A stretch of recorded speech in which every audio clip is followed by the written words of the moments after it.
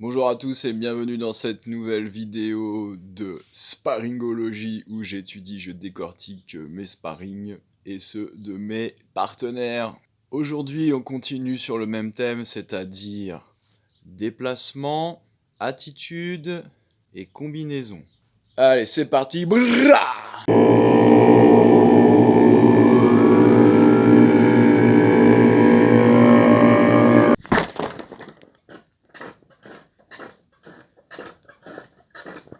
Ok, donc c'est parti pour cette deuxième analyse de sparring, deuxième sparringologie. Allez, je lance. Je le laisse une première fois tourner du début à la fin.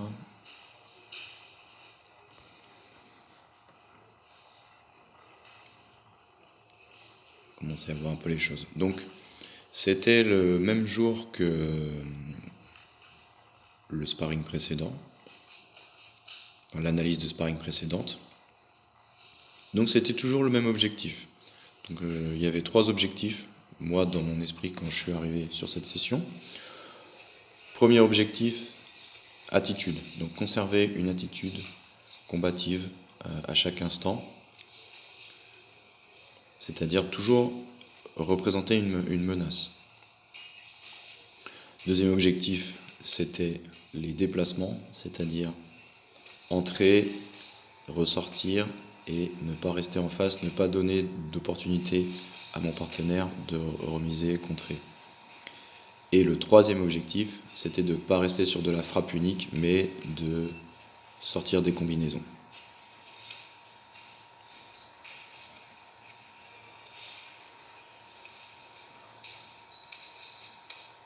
Donc là, on voit une combinaison.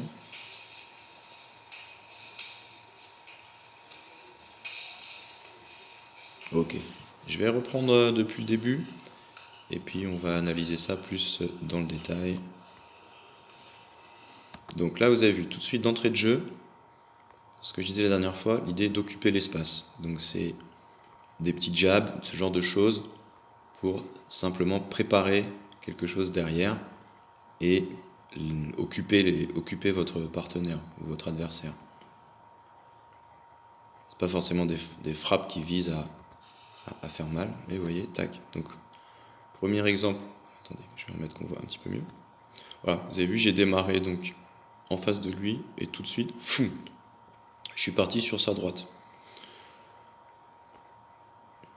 Sur sa gauche, d'accord? Donc son côté faible, a priori puisqu'il est droitier, on va partir sur sa gauche, donc sur votre droite. Donc quand vous boxez contre un droitier, vous allez privilégier l'évasion vers la droite, d'accord? Vous vous éloignez de ses frappes fortes, donc de sa jambe forte. Bon, c'est la théorie. Après, dans la pratique, ça vous approche aussi de son crochet gauche, éventuellement. Personnellement, j'ai beaucoup plus confiance dans mon crochet gauche que dans mon crochet droit. Bon, après, c'est personnel.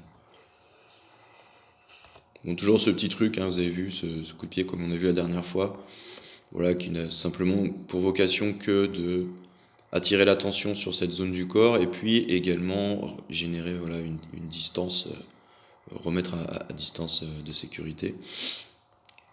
Là, on voit que quand même il y a une petite réaction par rapport à ce truc. Est-ce qu'on pourrait pas envisager de l'utiliser comme ouverture pour autre chose derrière? Dites-moi ce que vous en pensez, à vérifier. Donc voilà, toujours beaucoup de mouvements. Donc là, on voit, alors mon partenaire Anthony, il a tenté un truc là. Si on revient un petit peu en arrière. Bon, c'était, voilà, donc direct visage, direct corps et direct visage. Là, vous voyez, on voit que sa forme manque un petit peu d'orthodoxie. La main est baissée, donc bon, c'est facile de voir les défauts quand on fait pause lors d'un sparring. Bien sûr, dans le feu de l'action, on ne se rend pas compte de toutes ces petites choses-là. Mais d'où l'intérêt de la vidéo, vous voyez.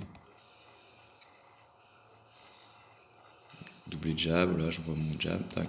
Ça, vous avez vu, ça avait peut-être l'air de rien, mais c'était pas inintéressant, c'est-à-dire que regardez ce que j'ai fait un changement de garde et en même temps, vous voyez, paf, j'ai envoyé un direct. Donc ça veut dire que alors on voit pas parce l'angle est mauvais, mais ça veut dire que j'ai recréé de la distance tout en occupant l'espace en face de moi. Donc simplement en faisant un changement de garde, donc en reculant la jambe gauche vers l'arrière et en envoyant un point en même temps. Donc c'est simple mais efficace. Donc ça c'est un truc que je fais beaucoup quand je suis en fausse garde. Donc jambe droite devant pour moi. Donc direct bras avant et side kick au niveau de l'estomac. Paf. Alors franchement, ça rentre vraiment, je le rentre très souvent. Alors c'est marrant, je l'ai pas fait dans ces sessions-là parce que je n'étais pas focalisé là-dessus, mais là, vous voyez, l'adversaire ou le partenaire, le jab monte un peu sa garde, il ouvre un petit peu le bas et j'en profite, paf. Voilà. Bon là, l'exécution était assez lente, j'ai pas été très méchant, j'ai pas été très rapide non plus, donc il a eu le temps de baisser les coudes et quand même d'absorber le coup. Allez, on continue. Un petit low kick. Alors regardez, il y avait un truc intéressant aussi. La dernière fois, dans une de mes vidéos, je vous ai parlé des fenêtres. C'était les fenêtres d'opportunité qui sont souvent en fin de combo. Bah là, regardez. Alors c'est même pas un combo, vous voyez, c'est une frappe simple. Donc déjà, ça c'est mauvais parce que j'étais pas censé travailler sur de la frappe simple. Mais bon. Donc pam, le low kick il est rentré. Mais il l'a absorbé et tout de suite, pam, pam, pam, il est rentré avec ses points. Donc ça, c'était bien.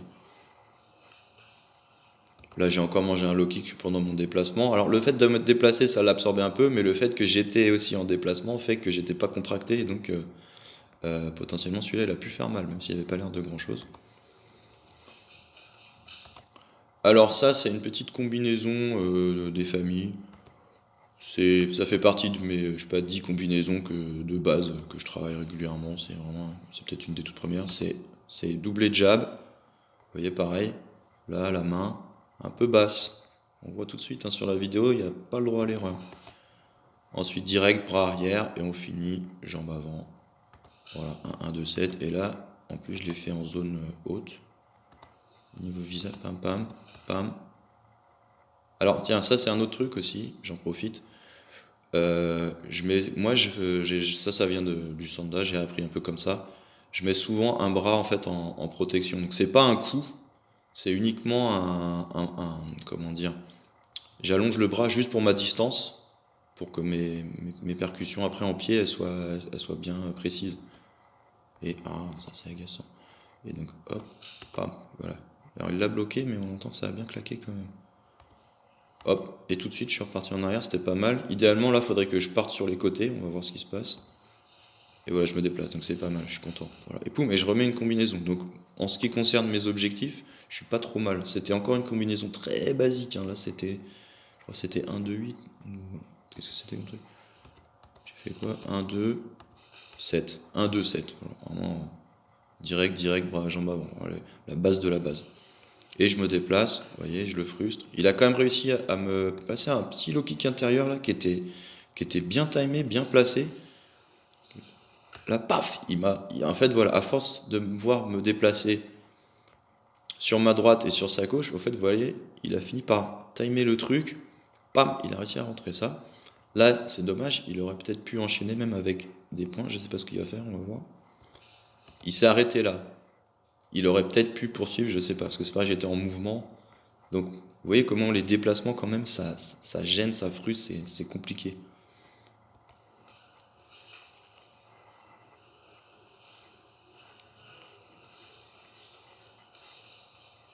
Alors ça, assez simple. Ça aurait pu être mieux. Ça aurait pu être le début de quelque chose. Donc direct visage, direct corps, peut-être ça manquait un peu de venir un peu plus bas. Et je remonte visage. Bon, il a tout vu, il a tout bloqué. Donc bravo à lui. Mais c'était pas mal. Et peut-être que du fait que là que j'avais fini le visage, j'aurais pu tenter peut-être un middle. Je sais pas ce que j'ai fait derrière.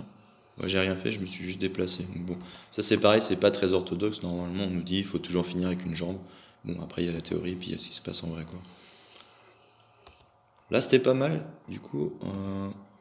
Alors j'ai pas toujours. Le problème ce qui se passe c'est que quand on commence à être plus dans le déplacement et le mouvement du corps et tout, et ben on peut devenir un petit peu cocky comme on dit en anglais, je sais pas, un petit peu un peu arrogant, et je pense que j'ai eu un peu ce péché d'orgueil, on pourrait dire, et ma garde a commencé à devenir beaucoup plus basse, mais en même temps, le fait d'avoir les mains plus basses, ça permet d'être encore plus agile, donc c'est un équilibre assez intéressant à trouver. Je pense qu'il n'y a pas de solution idéale. Il y a une vidéo de Jeff Chan récemment qu'il a faite par rapport à ça, hyper intéressante, où justement il essaye les 3 gardes et il montre que finalement, quand, en MMA en tout cas, mais je pense que même dans les autres sports de percussion, on jongle entre toutes ces gardes et puis selon le moment, voilà, on fait pas toujours la même chose.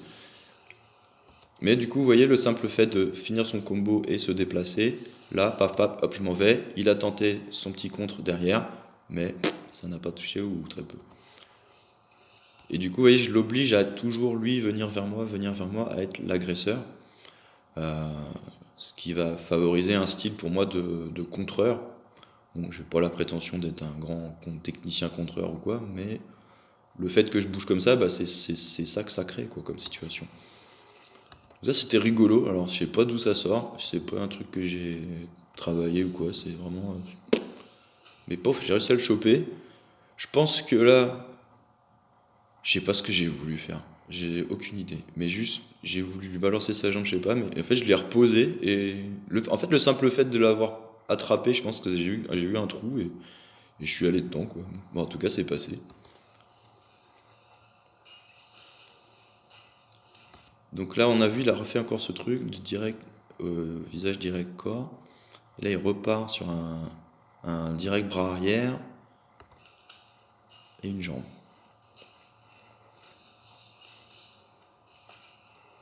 Donc là, il y avait quelque chose d'intéressant aussi là, j'ai trouvé. C'est qu'en fait, j'ai fait quoi? Donc direct bras avant. Après, j'ai fait une espèce de feinte du bras arrière pour finalement finir avec un. Ah, je vais utiliser ce pad. Là, c'est bête en fait. J'aurais dû faire une frappe au corps. En fait, on voit que, bam, là, il le part, enfin, ou il l'absorbe dans les gants. Je crois que je lui baisse son gant pour essayer de revenir avec une frappe haute et 2 frappes hautes. Et au fait, là, j'aurais dû finir avec un truc au corps. Mais au moment où il a pensé que c'était fini et il a commencé à revenir pour contrer, et en fait, c'est dommage, l'image elle est pas très belle, voilà. Et en fait, paf, j'ai profité pour lui mettre un low kick. Donc c'est pareil, le low kick ça peut être pas mal pour empêcher l'adversaire d'avancer vers vous. Il n'y a pas que le front kick, le type à la cuisse ou au corps. Le low kick aussi, simplement à la cuisse, ça peut être un bon outil pour empêcher l'adversaire de s'approcher. Voilà, et déplacement, mais il a réussi encore à m'en toucher. Alors ça, c'était vachement bien. Là, je suis très content de cette combinaison. Je me jette des fleurs. Alors j'ai fait quoi? Donc, je pense que c'est une dont je vous ai déjà parlé. Donc regardez bien, je vais peut-être faire un petit tuto sur cette combinaison parce que je l'ai mise au point il y a longtemps et je m'en suis jamais trop servi, enfin jamais. Depuis quelques temps, j'ai voulu vraiment voir ce qu'elle valait et j'ai trouvé qu'elle marchait pas mal. En fait, l'idée c'est pam. Alors, est-ce que je peux revenir vraiment sur ce premier point, ce premier truc? Donc, alors, je sais pas si je vais avoir le frame exact qui permet de vraiment bien voir ce qui se passe. Voilà, on va dire c'est pas mal. Donc, ce qui se passe, c'est que c'est un jab niveau haut, un jab à la tête, et en même temps, vous voyez encore le gant en bas, mais bon, en même temps, tac, il y a un changement de garde, vous voyez. Et ce changement de garde me permet de partir en diagonale vers sa gauche, donc vers ma droite. Le truc, c'est que je l'ai tellement pratiqué, c'est que en fait, mon jab est lancé, je suis déjà en train de partir. Donc il n'y a pas cette transition où vous voyez un changement de garde très franc et après le déplacement, tout se fait en un seul geste, quoi. Et là, paf, je pars sur ma droite pour créer un angle. Donc je profite, vous voyez, en fait ce jab il sert à masquer ce déplacement. Tac, j'ai créé mon angle, je reviens avec un uppercut. Donc là je suis un petit peu de côté et bam, là je finis avec une jambe. Et franchement, là on voit bien sur cette image, elle a un peu de bon cœur, elle a bien touché, quoi. Alors je vous le remets, donc c'est switch jab, uppercut. Donc du coup en fait, switch jab, donc le jab en fait c'est un jab en fait avec le bras gauche, uppercut bras droit, boum, et là je finis ma jambe, boum, voilà. Et je m'en vais, Donc là, voilà, il me suit, il essaie de me chasser. Alors là, il nous a fait un petit enchaînement pas dégueu. On remet. Donc là, il envoie au corps. Je le tiens à distance. Crochet, visage et le kick intérieur. Une belle exécution.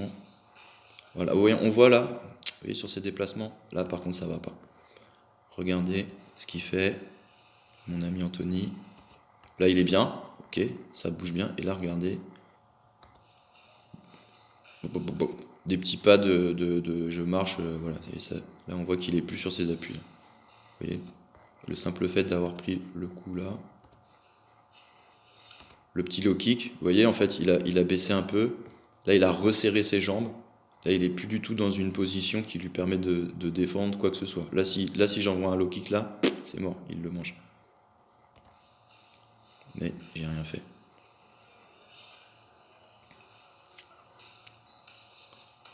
Alors, un enchaînement, je sais pas ce que c'était ce truc-là. Des fois, ça sort. Ah, je crois que si. Alors, encore une fois, bah tiens, vous voyez les entraînements virtuels de Jeff Chan, le coach virtuel, bah ça fonctionne parce que ça, c'est un truc que j'ai bossé dans une de ses gammes.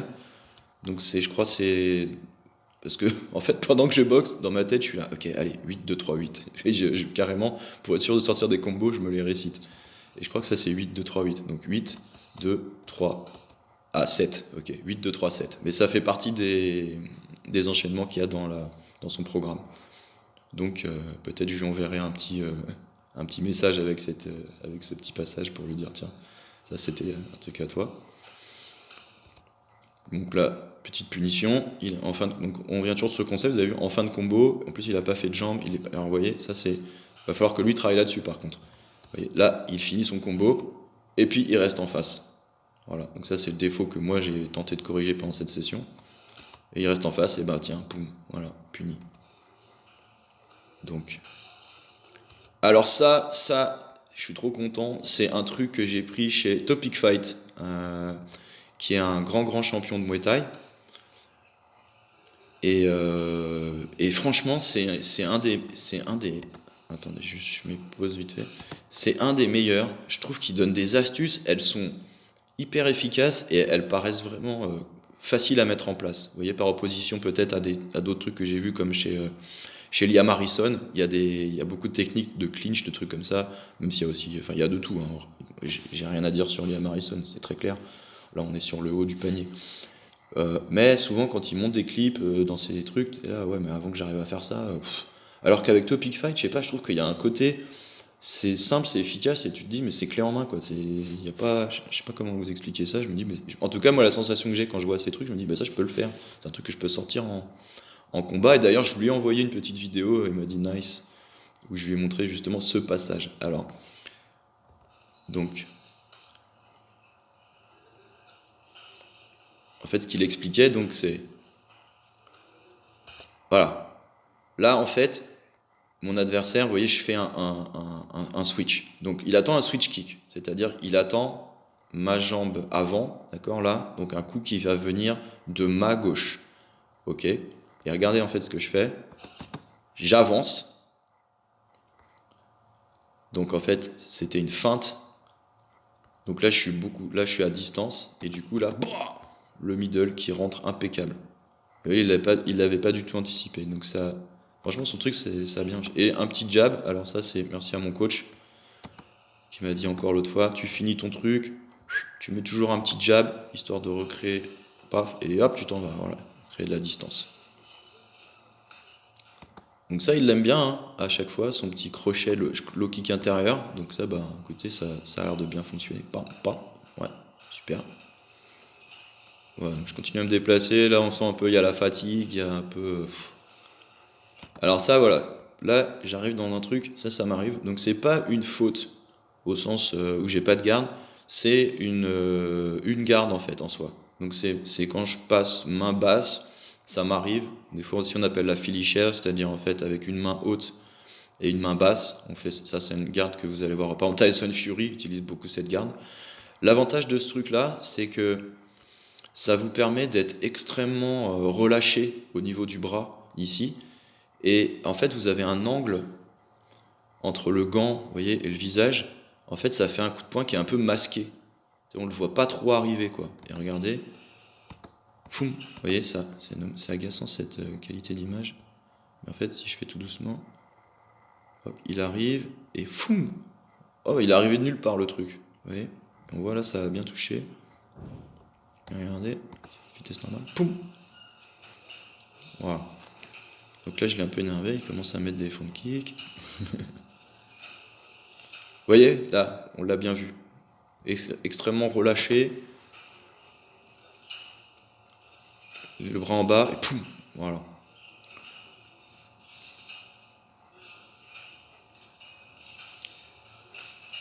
Vous voyez l'importance du mouvement? Regardez, tout ce qu'il a lancé là, le pauvre, quand il va voir ça, il va me détester. Alors que c'est vraiment bon, je vais pas lui passer de la pommade, mais c'est un bon partenaire d'entraînement. Franchement, c'est quelqu'un que j'apprécie beaucoup. Bon, en plus, s'il voit cette vidéo, ça lui permettra aussi d'en tirer des conclusions. Donc, vous voyez, paf, paf, le crochet, tout est passé à côté. Simplement parce que là, hop, vous voyez, c'est juste du mouvement, retrait de buste, fou. Bon, il aura dû, là, le low kick qu'il a mis, il a été gentil, il aura dû l'appuyer, il aurait dû me punir beaucoup plus sévèrement. Alors ça, c'est un truc, bon, alors là, l'exécution, elle était vraiment à la one again et un peu lente, mais je peux vous assurer que ça, si c'est fait plus rapidement, il fait très très mal. Donc c'est un truc simple, mais en fait, donc là, ouais, j'avais vu un peu le trou. Donc là, je lance un machin, je suis dans une position complètement à la one again, à l'arrache, c'est n'importe quoi. Mon truc, bon, clairement, ça aurait jamais touché, vous voyez, il est beaucoup trop loin. Donc qu'est-ce que je fais? Je continue ma rotation. Là, du coup, j'avance ma jambe ici pour combler la distance. Là, par contre, là, de là à là, et je peux vous dire que là, si vous envoyez la sauce, et si là, il est ouvert et qu'il le prend ici, là, c'est poum, il peut tomber, hein, ça peut être KO. C'est... Et bon, là, je l'ai fait plutôt zone haute. Et vous avez vu dans une exécution assez lente. Donc bon, voilà, il l'a vu arriver, il s'est sauvé. Mais voilà, ça peut être pas mal ça quand vous avez en fait loupé votre coup, hein, quelque chose de circulaire, de continuer et puis de finir avec un comment on appelle ça, un front kick retourné.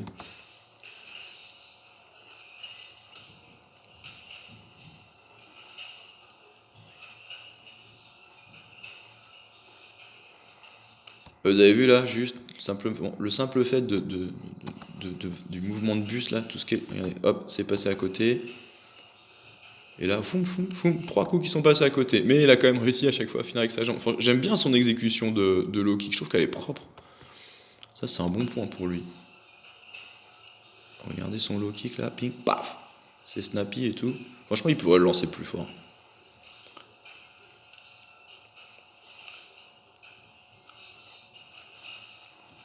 C'est bien, il a une bonne attitude, il est quand même assez vindicatif et tout. C'était un bon échange. Ça, c'était pas mal. Il rentre en point. En fait, là, à ce moment-là, je crois que je commence. En fait, vu qu'il commençait à prendre un petit peu de. Comment dire? À mettre un peu. À tourner un petit peu le volume. À être plus agressif et tout. Et moi, bah, c'est pareil, j'ai fait tellement de trucs que je commence peut-être à fatiguer aussi.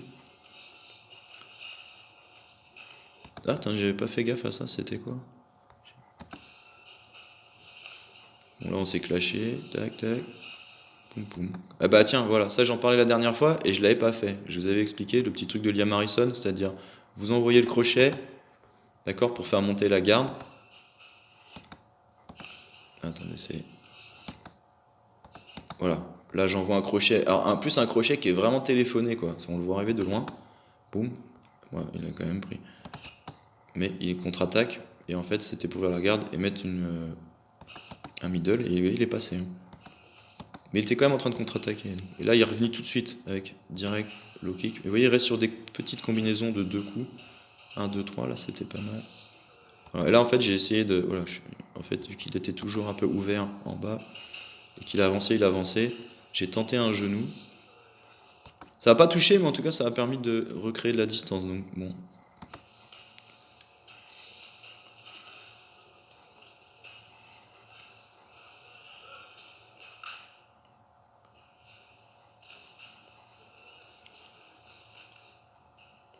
C'était un bel échange. Je remets ça.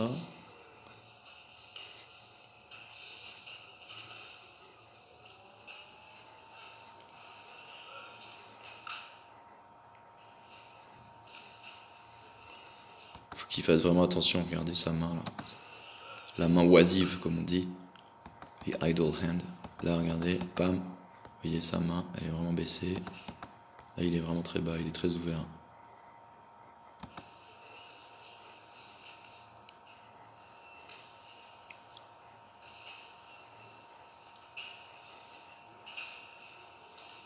Vous avez vu avec simplement le mouvement de buste là, c'est pareil.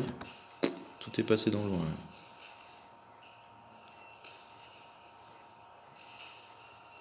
Hop hop, ça touche pas. Hop hop, ça touche pas.